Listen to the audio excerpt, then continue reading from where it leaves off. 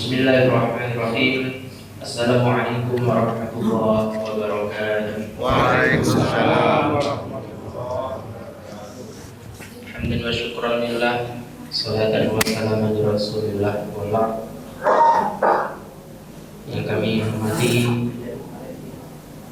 sesepuh bini sepuh jemaah Masjid Al-Fajar, yang kami hormati Ketua Takmir Masjid Al-Fajar dan seluruh pengurus serta jemaah sekalian yang ikut memakmurkan Masjid Al-Fajar. Semoga pada malam hari ini kita semua mendapatkan keberkahan, kelimpahan rahmat dan karunia dari Allah Subhanahu wa taala. Amin ya rabbal alamin.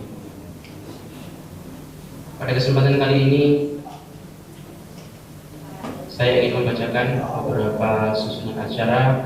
Yang pertama pembukaan, kedua pembacaan ayat suci Al-Quran, yang ketiga mau'izah hasanah atau tausiah dari Ustadz Haji Darul Samudra, yang selanjutnya doa, dan diakhiri dengan penutup.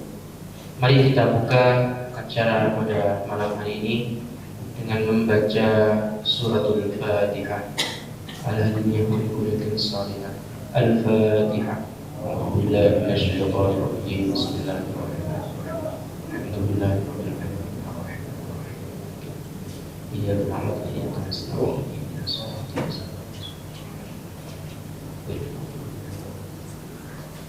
Selanjutnya yakni pembacaan ayat suci Al-Quran yang insyaallah akan disampaikan oleh Al-Ustadz Ahmad Syarifullah. Waktu dan tempat kami persilakan. Assalamualaikum warahmatullahi wabarakatuh. Waalaikumsalam warahmatullahi wabarakatuh.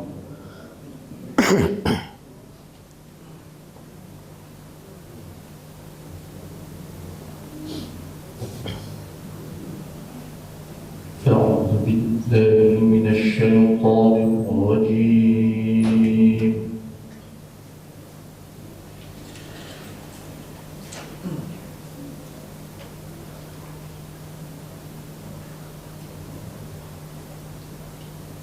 Bismillahirrahmanirrahim.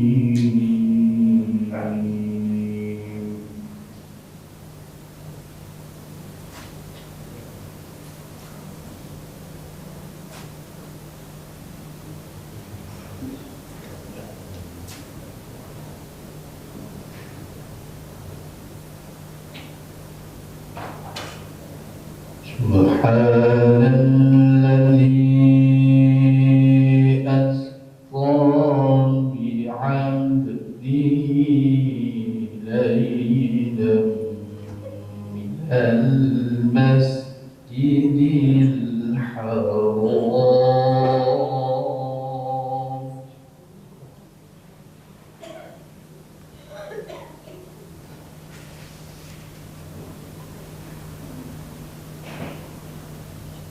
ليلا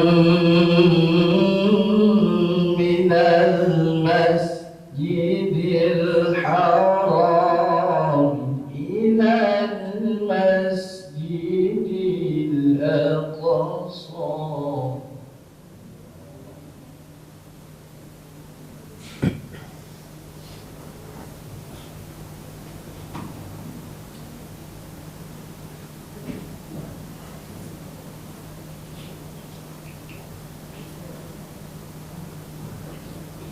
من المسجد الحرام إلى المسجد الأقصى الذي باركنا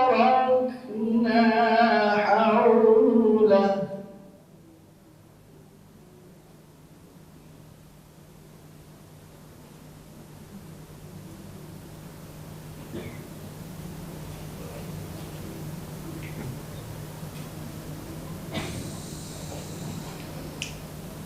الذي باركنا حوله لنريه من آياتنا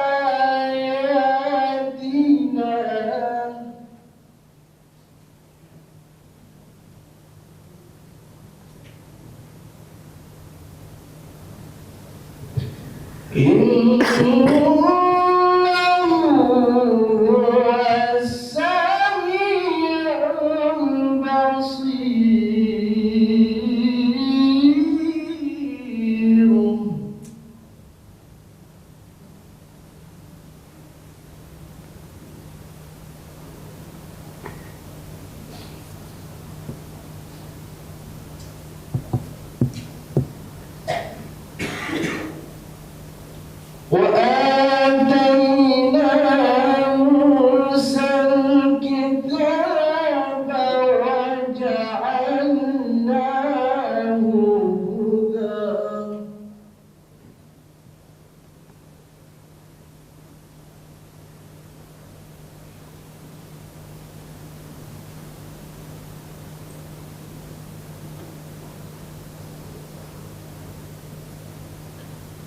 رجب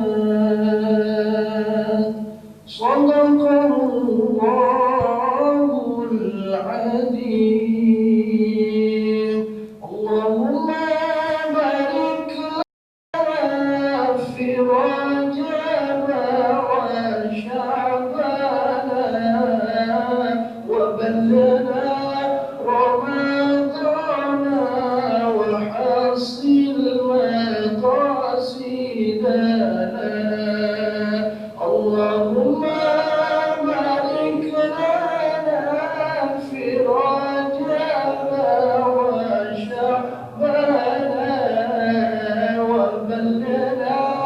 رمضان وحسن مقاصدنا اللهم بارك لنا في رجب وشعبان وبلغنا رمضان وحسن مقاصدنا. Assalamualaikum warahmatullahi wabarakatuh. Sampaikan banyak-banyak terima kasih. Cara selanjutnya yang ini Mau'izatul Hasanah dan tausiah insyaallah akan disampaikan oleh Al-Ustaz Haji Bangun Samudra. Waktu sudah dapat, dipersilakan. Bismillahirrahmanirrahim. Assalamualaikum warahmatullahi wabarakatuh.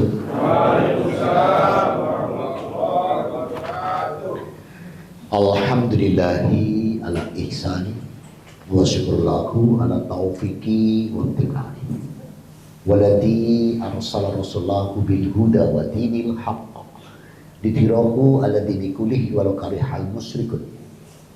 Asyhadu an la ilaha illallah wahdahu la syarika lah wa asyhadu anna Muhammadan abduhu wa rasuluhu wa nabiyya ba'da. Sallallahu alaihi wa ala alihi wa ashabihi wa man tabi'ahum bi ihsanin ila yaumiddin wa salamat tasliman katsira. Ya ayyuhalladzina amanu ittaqullaha haqqa tuqatih wa la tamutunna illa wa antum muslimun. Ya ayyuhan nas ittaqu rabbakumul ladzi khalaqakum min nafsin wahidah wa khalaqa minha zawjaha wa bassa minhuma rijalan katsiran wa nisaa wa taqullaha alladzi tasaaluna bihi wal arham innallaha kana 'alaikum raqiba. Ya ayyuhalladzina amanu ittaqullaha wa qulu qawlan sadida yuslih lakum a'malakum wa yaghfir lakum dhunubakum wa may yuti'illah wa rasulahu faqad faza fawzan adima. Amma ba'd. Yang saya hormati, yang dirahmati Allah, yang dipilih Allah, dijamin oleh Allah langkah kakinya ke Masjid Al-Fajar, bahkan dijamin duduknya di Masjid Al-Fajar. Rasulullah Muhammad SAW bersabda, dibukukan Imam Muslim, diriwayatkan oleh Anas bin Malik radhiyallahu anhu, wa kanat sholatuhu wa masyuhu ila masjid nafilat wa idza qa'ada maghfirallahu.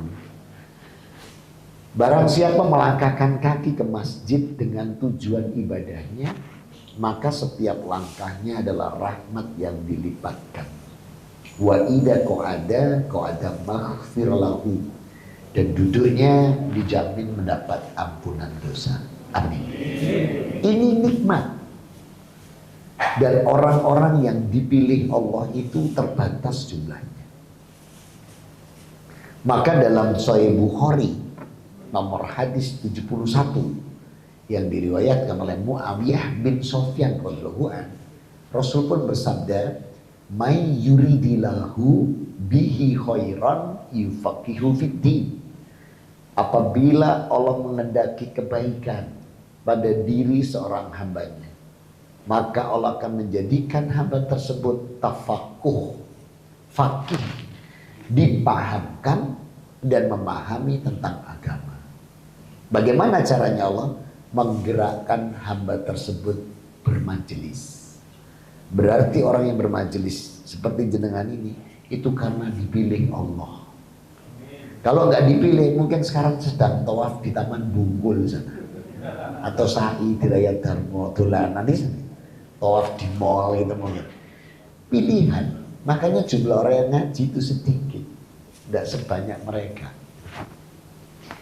Dan apabila sudah dipilih Allah, sudah ada di taman seperti ini Rasul bilang taman surga. Dalam Sahih Muslim nomor hadis 4222 yang diriwayatkan oleh Anas bin Malik radhiyallahu anhu, Rasul mengingatkan lagi, Ida marortum biriyadil jannati farta'u. Dan apabila kalian sudah dipilih Allah dan ada di taman surga ini, maka ambillah bekal. Jadi kalau sudah dipilih Allah, ada di taman surga, disuruh ngambil bekal. Qalu, sahabat tanya, ya Rasulullah, mariyadul jannah. Ya Rasul, apa itu taman surga? Faqala, maka Rasul menjawab, ilnakuh dikir, liko, halakoh, majelis Jumat, majelis tablik, majelis ilm, majelis ta'lim, ida kurial Quran wal hadis. Apabila di dalamnya disampaikan Quran dan hadis, itulah taman surga. Maka bersyukur kita dipilih Allah dan ada di taman surga. Langkah kakinya tadi rahmat yang dilipatkan, duduknya dapat ampunan dosa, maka bersyukur kita. Maka kalau ada di majelis, ambil bekal. Jangan ngobrol sendiri, jangan membuat kesibukan sendiri, tapi benar-benar ambil bekal. Terutama bapak-bapak, kalau di hari Jumat, mohon maaf saya pesan kepada takmir Masjid Al-Fajar, sampaikan pada para khotib, kalau khotib Jumat itu singkat, padat, jelas. Supaya apa? Tarfa'u, jamaahnya bisa mendapat bekal dari materi khotib. Kalau khotibnya panjang bulat, insya Allah jamaahnya itu khusyuk. Saking khusyuknya itu sampai dingkluk, sampai nggak tahu khotibnya duduk di antara dua khutbah. Padahal man ida khotib julusan baina khobat inda aku ajabahum. Saya ambil dari Bukhari Muslim, dari Ibnu Abbas radhiyallahu anhu. Duduknya khotib di antara dua khutbahnya, doa kalian tidak ada yang ditolak Allah. Tapi sayangnya karena terlalu khusyuk tadi, sampai nggak tahu khotibnya duduk, jadi nggak berdoa. Ngerti-ngerti iqomah, itu pun disenggol sebelah, mergosi iqomah, terus langsung melok sholat gitu. Tuh kalau orang sekitar sini, Sunan Ampel dan sekitarnya ini, Gria Sunan Ampel, sudah maklum sama Masjid Al-Fajar. Yang bahaya itu kan orang luar. Orang luar yang ikut sholat Jumat di sini, tamu atau orang yang pas lewat safar sholat, dapat khotib sing bulet, khusyuk, ngerti-ngerti iqomah langsung. Nah di luar ngomong yang ndak jangan sholat Jumat di Masjid Al-Fajar. Kenapa? Gak syar'i. Mosok iyo khotbah pisan tok langsung iqomah, padahal dia sing turu gitu. Nah maka kalau di dalam majelis ambil bekal supaya apa? Mendapatkan janji Allah, may yuridillahu bihi khairan yufaqihu fiddin. Apabila Allah mengendaki kebaikan pada diri hambanya, maka dia akan dijadikan tafaqquh, memahami tentang din. Semoga yang hadir malam hari ini dapat lagi janji dari Allah yang diletakkan di surat 58 surat Mujadilah di ayat yang ke-11. Ya ayyuhalladzina amanu idza qila lakum tafassahu fil majalisi fafsahu yafsahillahu lakum. Wahai orang beriman, apabila diumumkan ada kajian atau majelis, lapangkan. Kalau kamu melapangkan langkahmu, melampaukan waktumu, fafsahu yafsahillahu lakum, maka aku Allah Rabb akan melapangkan semua urusan. Maka orang-orang yang hadir ini adalah orang-orang yang sama Allah dilapangkan di semua urusan. Amin. Semoga kita mendapat janji Allah Subhanahu wa taala dan mendapatkan khairiyah dari sabda Rasul Muhammad SAW. Amin. Allahumma amin. Salam dan salawat tercurahkan pada junjungan kita Nabi Muhammad SAW. Semoga kita pun juga optimal di dalam meneladani beliau, terutama 5 hal. Dan ini selalu saya sampaikan dimanapun. Apa 5 hal yang perlu kita mencontoh beliau? Yang pertama, cara beribadah. Yang kedua, cara menjalankan syariat agama Islam ini. Yang ketiga, cara berakhlakul karimah. Yang keempat, cara bermuamalah. Dan yang kelima, cara berukhuwah. Kalau kita bisa seperti beliau, Masya Allah, nikmat ini Allah akan tambahkan untuk diri kita. Apa itu? hidup kita ini dalam cintanya Allah dan dalam rahmatnya Allah. Kemudian dosa dan kesalahan kita diampuni Allah. Sebab ini Allah janjikan langsung di Ali Imran 31. Qul in kuntum tuhibbunallaha fattabi'uni yuhibbukumullah wa yaghfir lakum dzunubakum wallahu ghafurur rahim. Muhammad, katakan pada hamba-hambaku, kalau benar-benar mencintai aku rohnya, katakan fattabi'uni. Nah, Rasul sudah mengatakan ikuti aku. Maka siapa yang mengikuti Rasulullah, ittiba pada beliau, mencintai beliau, mengikuti beliau, apa janji Allah? Yuhibbukumullah, maka Allah akan mencintai dan menyayangi dia. Wa yaghfir lakum dzunubakum, dan Allah akan mengampuni dosa dan kesalahannya. Caranya mengikuti Rasul, terutama ibadah. Saya pernah, Pak, mohon maaf, diundang subuh. Kebetulan masjidnya ini pintunya 3. Pintu timur 1, pintu utara 1, pintu selatan 1. Saya sudah muqaddimah seperti ini, sudah. Ada yang datang, 1 dari selatan, 1 dari utara, laki-laki. Dan mereka tidak bermakmum, sebab saya sudah berbicara, tapi sendiri-sendiri. Dan itu kelihatan di mata saya. Lah kok dua-duanya ini 3 rakaat, Pak? Subuh ya. Saya jadi tertarik, loh kita lu, iki ya terlalu. Nah, kesempatan. Begitu salam, saya bilang, sebentar ya jamaah, saya mau nanya beliau. Bapak, mohon maaf, Bapak sholat apa tadi barusan? Subuh. Berapa rakaat? Saya lupa. Sudah 2 atau masih 1?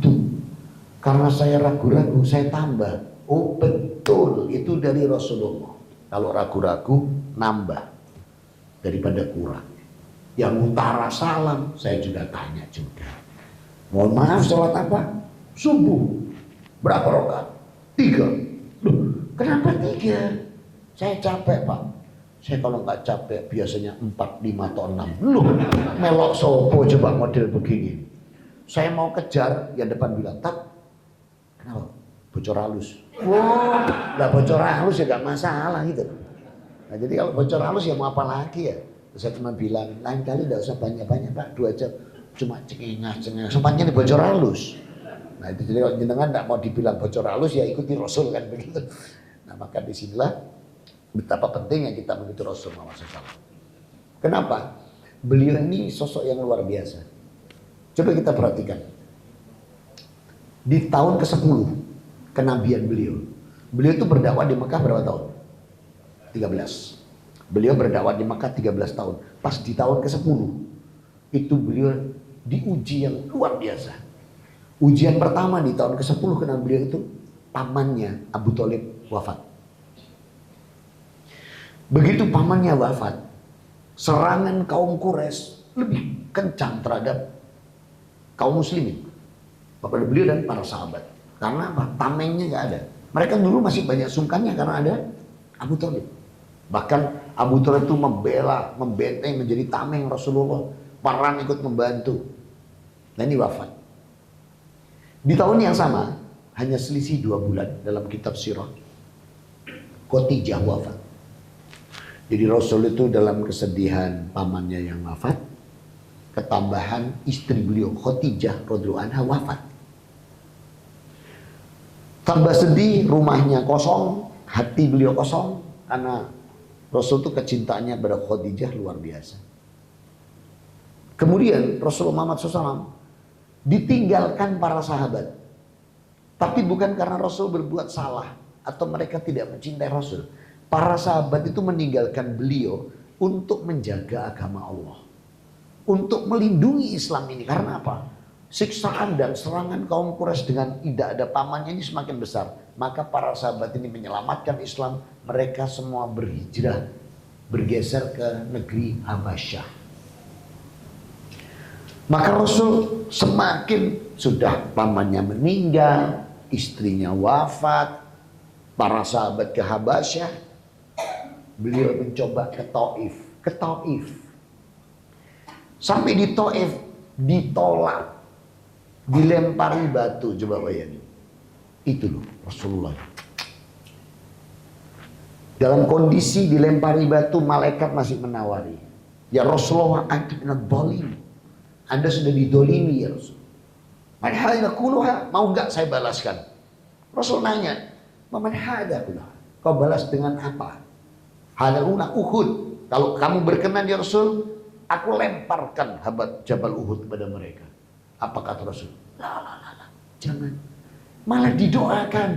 Allahumma hdi biqaumin. Coba bayangin. Malah dimintakan hidayah yang melempari. Padahal bocor Rasul. Coba arek-arek griya Sunan Ampel.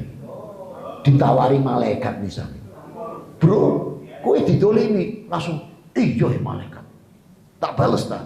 Pakai apa? Jabal Uhud. Ibu ono Semeru, Arjuna, belum masih satu. Malah njaluk imbuh kalau kita.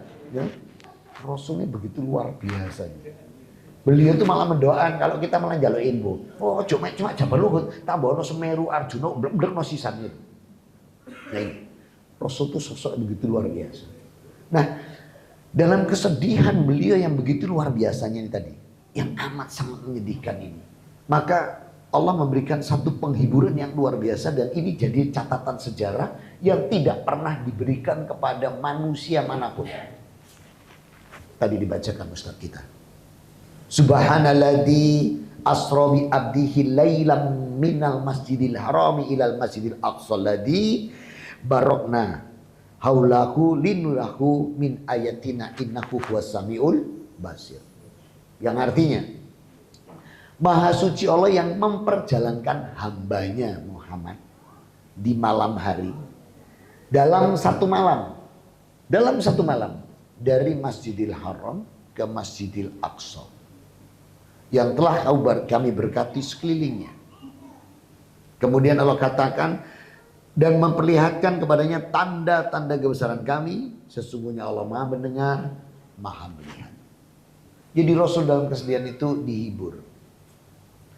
Di masa itu kalau naik kuda menuju dari Haram ke Aqsa itu butuh waktu 1 bulan. Naik kuda. Kalau naik onta 1,5 bulan. Naik melaku 2 bulan. Ini semalam. Gak ada yang percaya. Tidak ada yang percaya.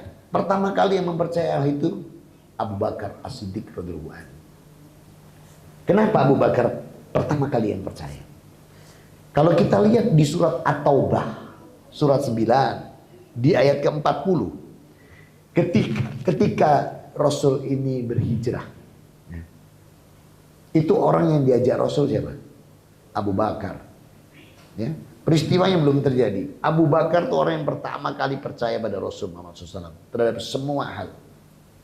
Karena beliaulah yang selalu mendekat dengan Rasul. Dan ketika Jibril menemui beliau itu juga luar biasa. Nah, di sisi ini Rasul berjalan 1 malam, 1 malam. Ini apalagi musuh-musuh Islam gak ada yang percaya. Ayat ini yang dibacakan Ustadz kita tadi, kata asra itu maknanya perjalanan safar di malam hari. Perjalanan itu dari mana? Sudah jelas ayatnya. Dari Masjidil Haram ke Masjidil Aqsa. Ya. Itu adalah Isra beliau. Dan Isra beliau ini dilakukan dari Masjidil Haram ke Masjidil Aqsa. Adapun Mi'raj. Mi'raj itu artinya naik. Dan kata Mi'raj sendiri dalam masdar kata bahasa Arab itu adalah alat. Mi'rajnya Rasul itu berarti naiknya Rasul menggunakan alat. Alatnya apa? Dalam Sahih Muslim nomor hadis 1668. Siapa orangnya? Ibnu Mas'ud radhiyallahu anhu.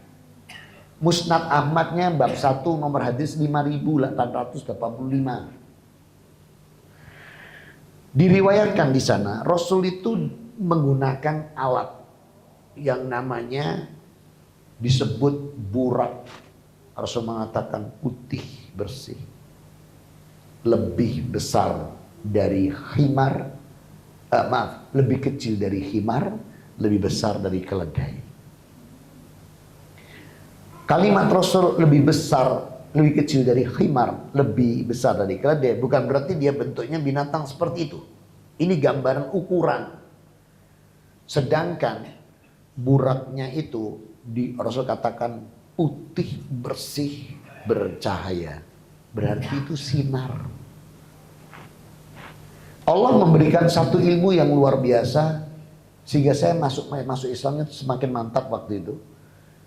Einstein mengatakan orang bisa menembus langit lapis 7, benda apapun, selama dia mampu untuk menyamai kecepatan cahaya.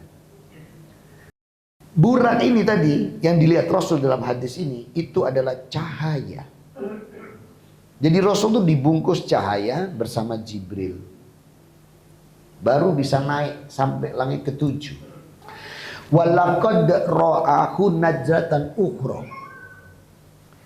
Muhammad melihat Jibril dalam wajah bentuk aslinya yang tidak sama dengan saat-saat beliau melihat di waktu yang lainnya. Lihat ayat 14-nya. Inda sidratil muntaha.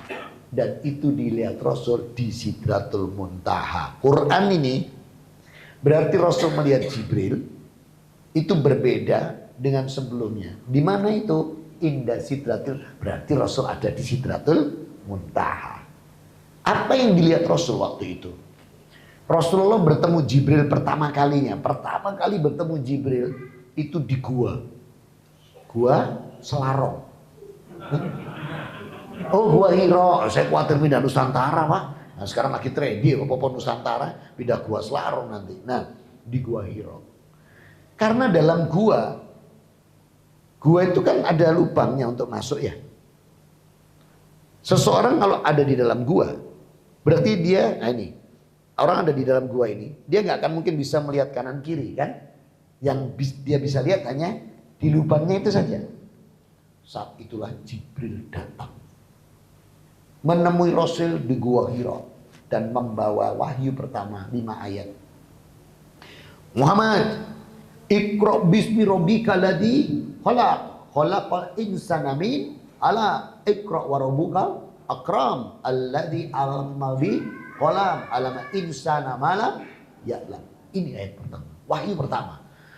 Rasul karena di dalam gua yang kelihatan cuma wajahnya Jibril. Jibril itu besar. Jadi cuma kelihatan wajahnya aja. Takut beliau, berkeringat. Ini pertemuan pertama. Sebelum beliau Isra Mi'raj ini, pertemuan ini. Bergetar Rasul lari, berkeringat. Kemana? Pulang. Menemui siapa? Khadijah istrinya. Tuh bapak-bapak diajari Rasulullah. Kalau ada masalah, pulang ke rumah. Temui istri. Jangan kayak anak-anak sekarang muda. Ono masalah nang kafe. Buka botol. Aduh, wah parah. Ya, sudah gitu ketemu yang gak syar'i. Tambah parah. Kalau ditanya, apa? Tukaran karo bojo. Kata temennya yang gak syar'i, oh biasa mas, suami istri bertengkar itu bumbu rumah tangga. Pertengkaran suami istri dikatakan bumbu rumah tangga. Ini akidah syaiton. Akidah apa? Syaiton. Ayo kita buktikan. Ibu-ibu, halo? Tolong dijawab jujur ya. Makanan enak pakai bumbu atau enak gak pakai bumbu? Lek ngono tukaran terus karo bojomu, karena nek bumbune akeh. Kan rusak rumah tangga. Loh, kita syaitan. Nah, maka ketika dikejar Rasul pulang dikejar Jibril. Jibril masih tetap memaksa mengejar. Tidak mungkin dalam bentuk malaikat setelah masuk ke rumah Khadijah. Maka penglihatan Rasul kedua terhadap Jibril saat di depan pintu rumah Khadijah. Jibril berwujud manusia. Masuklah Jibril ke sana, tetap maksa. Rasul cerita kepada Khadijah yang terjadi. Khadijah ingat cerita pamannya. Jangan lupa Khadijah ini keponakannya Warokoh. Warokoh ini ahlul kitab, tapi garis lurus. Kalau saya dulu melok ahli kitab, tapi sing bengkok yang Tuhanku ada 3, rupa-rupa warnanya. Itu dulu saya. Bukan yang melok kayak pamannya Khadijah, aku melok arek dinoyo. Oh bukan, itu pabrik roti Paulus dinoyo dia. Saya melok Paulus enggak beres itu agamanya. Nah, maka disinilah akhirnya saya temukan saat peristiwa Rasul itu dipaksa membaca, itu ternyata sudah ada di kitab saya. Ada yang HP-nya bisa internet, Ustadz bantu saya, ketikkan saya. Terus Ustadz ke Mac sini sebentar, saya mohon bantuannya. Yesaya, kan dua jenengan kata orang gereja, gitu. Ini kan mantan ya. Yesaya 29 spasi 12. Ada terus nggak? Dan apabila cari yang TB, cari TB. Dan apabila ya, dan apabila kitab ini ada. Dan apabila kitab itu diberikan kepada seorang yang tidak dapat membaca dengan mengatakan, baiklah baca ini, maka ia akan menjawab, aku tidak dapat membaca. Cuman sayangnya mereka sekarang curang. Kata Nabi diganti seseorang. Kalau kita lihat yang asli, kitab yang asli lembaran edisi tahun 50-an. Dan apabila kitab ini aku berikan pada Nabi yang tidak bisa membaca, dia mengatakan, aku tidak bisa membaca. Ini belum lahir Rasulullah. Karena kalimat yang Allah sampaikan ini di Nabi Yesaya. Belum lahir Rasulullah. Allah sudah bilang, besok kitab ini yang nerima itu nabiku yang tidak bisa membaca dan menulis. Dunia tidak ada yang bisa berbohong, Pak, bahwa nabi yang tidak bisa baca tulis itu cuma satu di muka bumi ini. Siapa? Rasulullah Muhammad SAW. Maka karena diberitahu pamannya itu, sadarlah Khadijah, bener nggak yang ngejar suamiku ini malaikat yang dikabarkan di dalam kitab tadi? Caranya gimana? Rasul dipeluk sama Khadijah. Lihat ekspresinya Jibril tersipu. Masih belum yakin lagi, bener-bener dipangku Rasul. Dipangku sama Khadijah. Masih belum yakin, dibuka hijabnya Khadijah. Begitu Khadijah mau buka hijabnya, baru sampai mau buka, Jibril langsung balik kanan. Tidak mau lihat. Yakinlah Khadijah ini malaikat. Sebab kalau bukan malaikat dibuka tambang ini, lu ayu merah, rambutnya ngono. Nah, malaikat gak doyan aurat ya bro. Maka betapa luar biasa perjuangan istri beliau Khadijah saat itu selalu. Dan beliau adalah wanita pertama kali beriman dan dijanjikan surga oleh Allah. Itu penglihatan kedua kali. Penglihatan ketiga kali saya ambil dari hadis-hadis muttafaq alaih. Muttafaq alaih itu hampir semua imam meriwayatkan. Saat Jibril menemui Rasulullah di Masjid Nabawi. Dengkul, lutut. Lututnya Jibril itu dipepetkan lututnya Rasul. Pas duduk ini. Dipepetkan. Terus nanya. Muhammad, madinu. Apa itu agama? Dijawab Rasul. Agama itu adinu husnul khuluq. Itu akhlak-akhlak yang mulia. Terus Jibril nanya, ma Islam? Apa Islam itu? Dibukukan Imam Bukhari nomor hadis 6. Untuk Muslimnya 18. Rasul bersabda, bunyal Islamu ala khamsin. Islam itu terdiri dari 5 pilar. Sahadati la ilaha illallah wa anna Muhammad Rasulullah. Wa aqimis sholah. Wa ita'i zakah. Wa saumi Ramadan. Wal hijjul bait. Dijelaskan. Nanya lagi Jibril, mal iman. Kemudian apa iman itu? Amantu billahi wal yaumal akhir wa malaikati wa kitabihi wa nabiyina wa utila kurba. Disebutkan semua sama Rasul. Masih nanya lagi, ma ihsan. Apa ihsan? Bisobri indal bala wa ridho bimuril qada. Masya Allah. Itu Jibril, sahabat nanya, siapa itu ya Rasul? Jibril, rambutnya hitam, ganteng, wajahnya berseri. Itu kali ketiga. Dan selama ini bersama Jibril selalu dalam bentuk manusia, mendampingi dalam peperangan, sampai pada waktu perang Badar, Rasul kaget. Kok banyak yang pakai sorban merah ya Jibril? Itu semua sorbanan merah. Padahal tadi waktu apel nggak ada yang pakai sorban merah. Dijawab sama Jibril, yang merah malaikatku, pasukanku. Bayangkan zaman segitu malaikat sudah pakai dress code. Ngono ibu-ibu lah pengajian melok-melok. Kerudung pink. Wah, baju putih, melok-melok malaikat gaya dress code ini. Jadi zaman segitu tuh malaikat pakai dress code. Di perang tamu itu hitam. Ya. Terus di perang itu kuning. Jadi yang kuning itu malaikat-malaikat, yang hitam malaikat. Itu Rasul selalu bersama Jibril.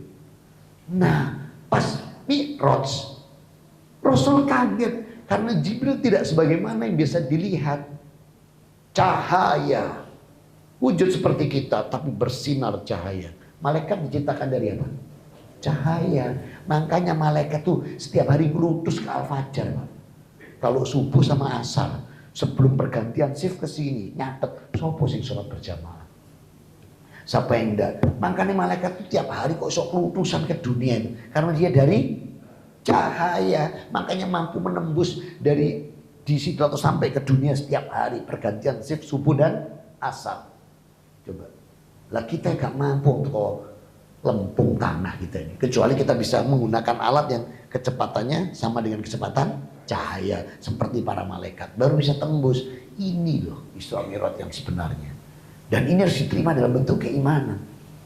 Apalagi ayatnya ada.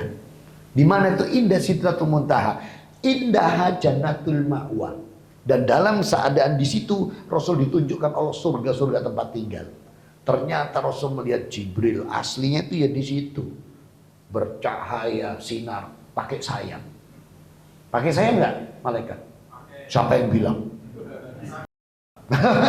Di dalam surat 35 Fatir Allah berfirman, Alhamdulillahi fatiri samawati wal ard walul malaikati atsni hatin masna sulasa waruba'a. Maha suci Allah yang menciptakan langit dan bumi, yang telah menjadikan malaikat utusannya yang memiliki sayap. Makanya bisa lari-lari, Pak. Ada yang 2, ada yang 3, ada yang 4. Ternyata yang mengatakan malaikat bersayap Allah di surat Fatir, surat 35 ayat 1. Tapi anak-anak sekarang, Pak, buat lagu, buat cerita, judulnya malaikat tak bersayap. Kan gak jelas dia ada sayap. Padahal ayatnya malaikat bersayap. Nah, maka disinilah kondisi seperti itu Rasul melihat Jibril aslinya bersayap, gitu loh. Nah, lanjutan ayat. Iyaksha shidrata mayyaksha. Namun aku tidak mampu melihat Allah karena Allah pakai hijar. Nah, jadi Allah tuh masih pakai hijar. Jadi hijab, ya hijar. Kalau Allah hijar, kita hijab, pakai hijar. Jadi waktu Rasul pulang, ditanya oleh Abu Bakar, ya Rasulullah, wa antum absaruhu minallah, apakah Anda melihat Allah? Jujur seperti Quran ini. Lah, kenapa? Ayyaksha sidratul mayyaksha. Karena waktu itu Sidratul Muntaha Allah di baliknya diliputi, ada yang menyeliputinya. Lihat ayat 17-nya. Mazaghal basaru wa matagha. Pandangan Muhammad tidak melampaui dan juga tidak dikurangi. Jadi Rasul itu tidak pernah berbohong. Tidak bertemu dia dengan Allah. Tapi berdialog dengan Allah. Diajari sholat sama Allah. Itu di Sidratul Muntaha. Tapi beliau tidak bisa melihat Allah. Cahaya saja. Sama dengan Nabi Musa di surat Al-Baqarah. Mulai ayat 60 sampai 68. Ketika Nabi Musa dipanggil Allah di Gunung Gangsir. Oh, Gunung Sinai. Saya khawatir pindah Nusantara. Di Gunung Sinai sama. Ketika dia memaksa, ya Allah, saya ingin lihat wujudmu. Kata Allah, lihat gunung itu aja. Apa yang terjadi? Terpelanting Nabi Musa, pingsan. Kata Allah, antum absorini lil jannah. Kalian semua itu hanya bisa melihatku nanti di surga. Lah kok sekarang ada bilang ketemu Allah di BGS? Wah, gak masuk akal. Nabi Musa pun juga tidak melihat Allah. Dalam surat As-Saffat, surat 37, mulai 103 sampai 107, ketika dipanggil, Ayya Ibrahim inna suddaqtur ru'ya. Ibrahim, luar biasa kamu membenarkan mimpimu dan ketakwaan. Stop. Fadainahu bid'in adzim. Stop, jangan bu beleh anakmu. Ini tak tukar dengan seekor kambing. Surat 37, 103 sampai 107. Itu pun Nabi Ibrahim tidak melihat Allah, mendengar Suara. Nabi Adam yang diciptakan di Firdaus itu pun tidak pernah bertemu Allah. Nah kok ada agama yang aneh-aneh kayak agama saya dulu sebelum Islam sudah menyatu dengan Allah, dan itu namanya preketek. Wong satu nabi aja tidak ada yang bisa bertemu Allah dan bersatu. Iki kok aneh-aneh katanya sudah bertemu. Nah maka disinilah makna daripada Isra Mi'raj itu begitu dahsyatnya dan luar biasa, sehingga di ujung ayatnya tentang Mi'raj, laqad ra'a min ayati rabbihil kubra. Maka saat itu aku tunjukkan Muhammad tentang kekuasaanku dan keutamaan, serta tunjukkan tanda-tanda kebesaranku yang paling utama. Bayangkan, indah sitat jannatul ma'wa, sampai Rasul ditunjukkan surga-surga tempat tinggal. Makanya Rasul bisa cerita tentang Firdaus, bisa cerita tentang Aden, Naim, Darussalam, Darul Qadar, Sa'adah sampai Huldi, itu karena beliau diperlihatkan Allah. Dan ayat-ayatnya pun jelas di setiap Quran tentang surga-surga tempat tinggal. Apa yang didapatkan dari peristiwa ini? Satu, saya ambil dari hadisnya punyanya Muslim nomor 168, sedangkan di Musnad Ahmad di bab 4 nomor 418. Siapa perawinya? Abu Ayyub Al-Ansari radhiyallahu anhu. Saat Rasul Mi'raj itu dada Rasul dibelah. Dicuci dengan air Zam-Zam. Kemudian firman Allah dimasukkan ke dalam tubuh beliau. Saya pertama waktu belum Islam, ono ae. Ternyata disampaikan Allah di kitab saya. Ustaz, kembali lagi ke depan. Jadi Rasul dibelah dadanya. Firman Allah dimasukkan ke tubuhnya. Itu sudah Allah sampaikan di masa Nabi Musa. Ulangan biasa Ustaz. Ulangan. Spasi 18. Spasi 18. Yang TB. Jangan yang ureannya arek dinoyo itu. Itu pabrik roti Paulus yang TB. Seorang nabi akan aku ya silakan. Nih, perhatikan. Seorang nabi akan kubangkitkan bagi mereka dari antara saudara mereka seperti engkau ini. Aku akan menaruh firmanku dalam mulutnya dan ia akan mengatakan kepada mereka segala yang kuperintahkan kepadanya. Masya Allah, ini belum lahir Rasulullah, Allah sudah ngomong. Besok Nabi yang besok yang terakhir itu semua firmanku aku simpan dalam mulutnya. Cuman kalau di Musnad Ahmad 54148 dan Muslim, dada Rasul dibelah, semua firman Allah dimasukkan. Sama maknanya. Aku akan menaruh firmanku dalam mulutnya. Dan dia akan mengatakan semua yang aku perintahkan kepadanya. Kalimatnya ini tadi diulang Allah di surat 53 ayat 3 dan 4. Wa ma yantiku anil hawa in huwa ila wahyu yuha. Tidaklah yang diucapkan Rasul Muhammad SAW itu ngarang atau menuruti keinginannya. In huwa ila wahyu yuha. Semua yang diucapkan Rasul Muhammad itu wahyuku.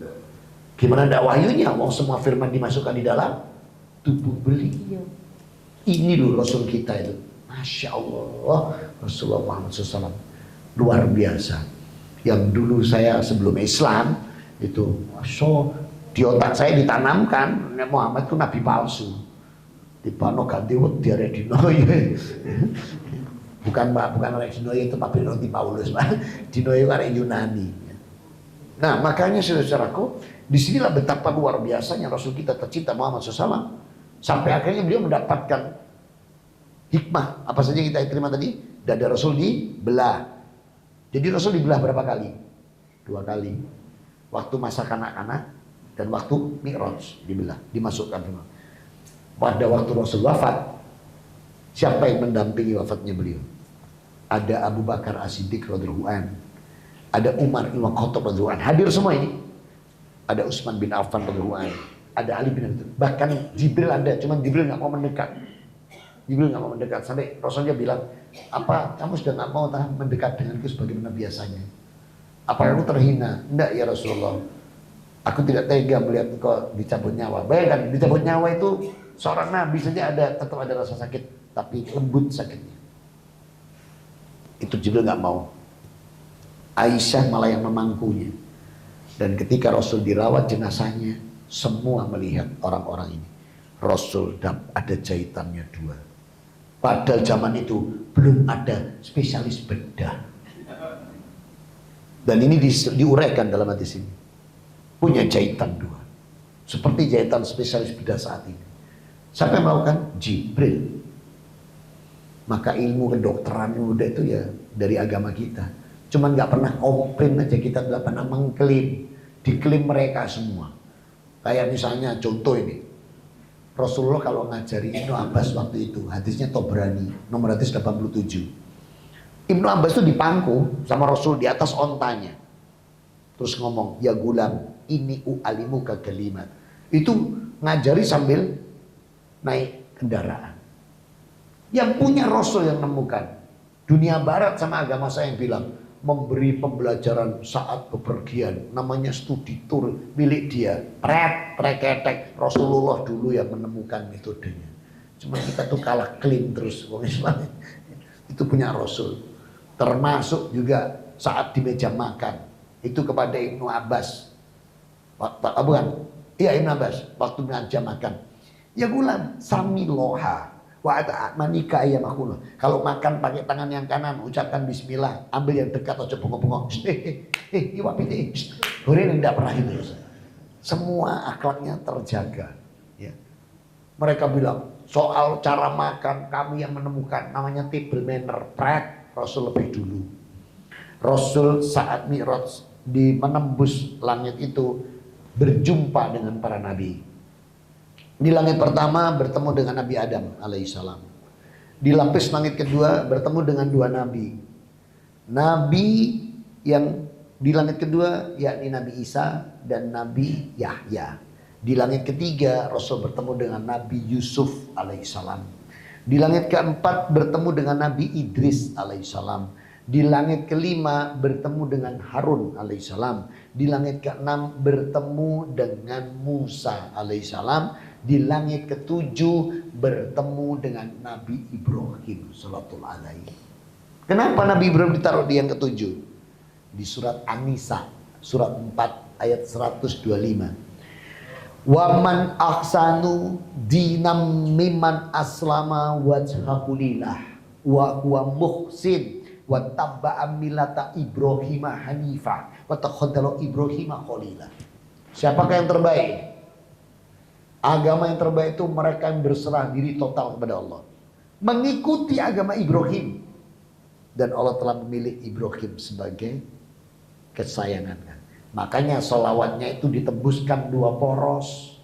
Allahumma sholli ala Muhammad wa ala ali Muhammad kama shollaita ala Ibrahim wa ala ali Ibrahim. Nah, jadi ditembuskan sampai sholat sama Allah. Ini karena sudah dinyatakan Allah. Dan ajaran ini, sholawat ini diajarkan Allah saat Mi'raj. Diletakkan di dalam sholat, di dalam tasyahud.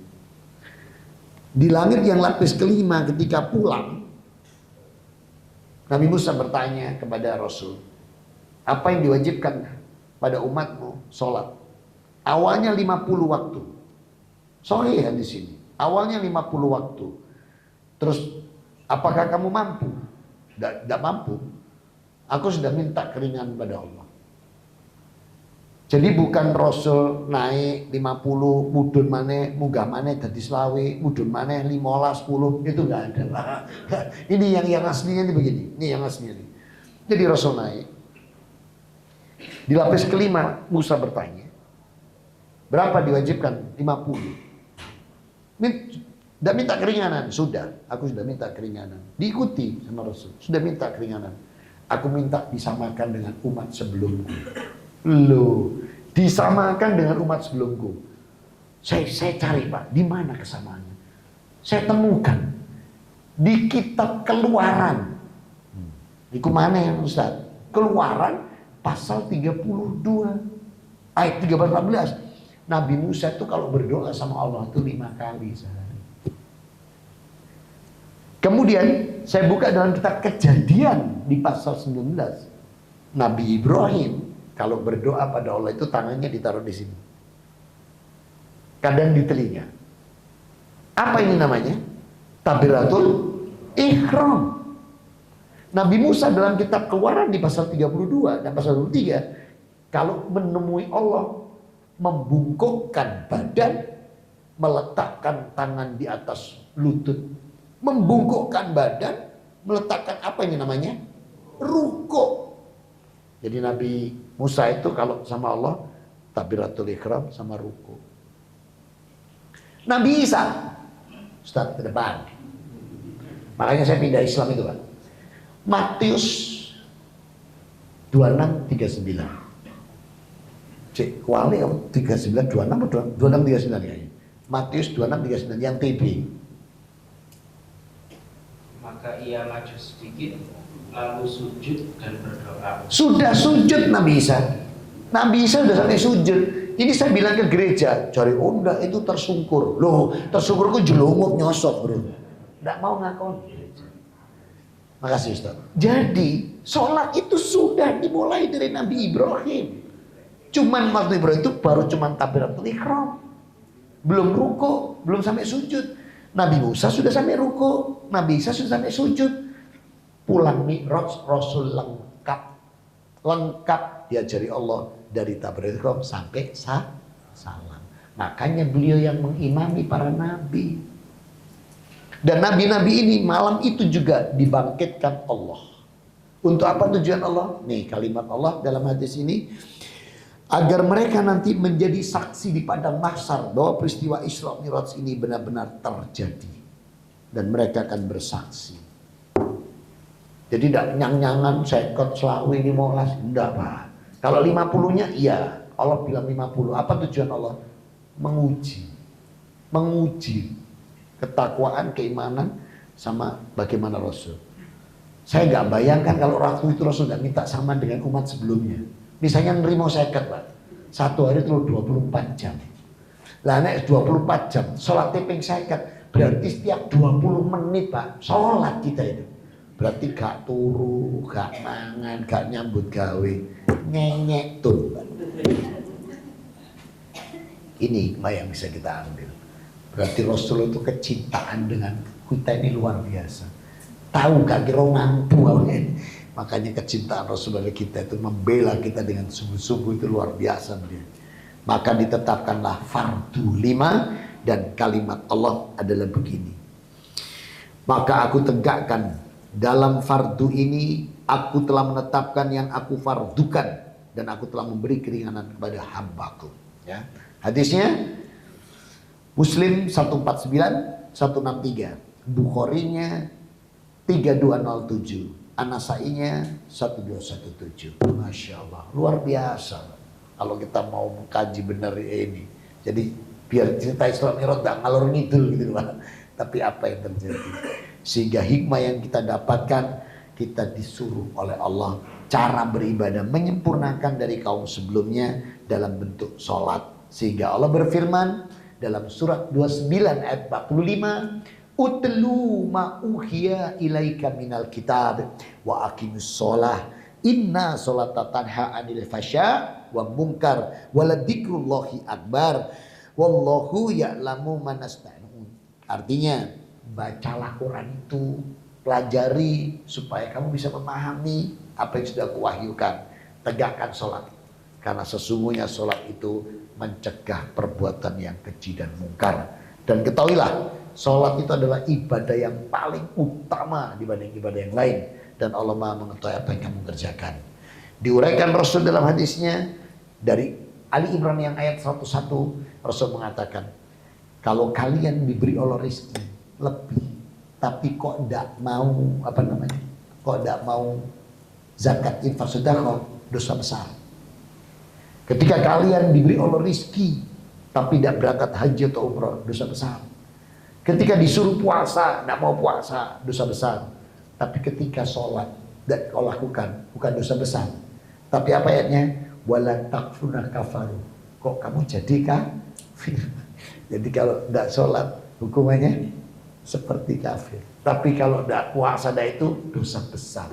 Maka sudah saudaraku, kita jaga baik-baik sholat ini. Semoga Allah karuniakan yang hadir malam ini semua umur yang berkah, kesehatan yang berkah, rizki berkah, halal thayyibah, dijadikan amal kita, fardu kita, amal sunnah kita, amal-amal soleh dan solihahnya di atas Quran, sunnah dan ijma' ulama yang diridhoi Allah, sehingga Allah jadikan amalan kita amalan yang soleh, solihah, makbulah, wa mutaqabbalah. Amin. Allahumma selesai lah. Saya pulangnya jauh, neng Manyal Gresik, Banjarsari Manyal Gresik, jenengan mulai rene tok. Mudah-mudahan bisa bermanfaat. Mohon maaf atas segala kekurangan. Yuk kita tutup dengan doa kafaratul majlis. Subhanakallahumma wa bihamdika asyhadu alla ilaha illa anta astaghfiruka wa atubu ilaik. Alhamdulillahirabbil alamin wa afu minkum.